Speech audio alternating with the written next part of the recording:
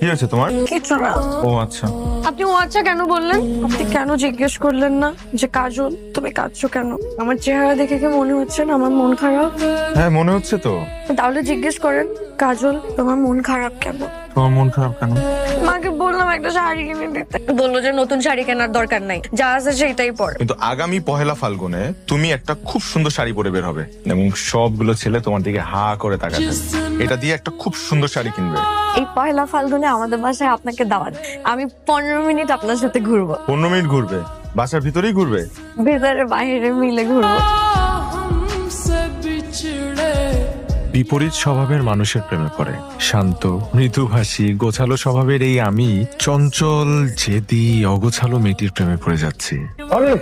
আজকে পুরো মিষ্টিটা আমি একাই খেয়ে ফেলবো। ও তো গভর্নমেন্ট জব পেয়েছে, এখন সে প্রফেসর হয়ে গেছে। প্রফেসর না আঙ্কেল, লেকচারার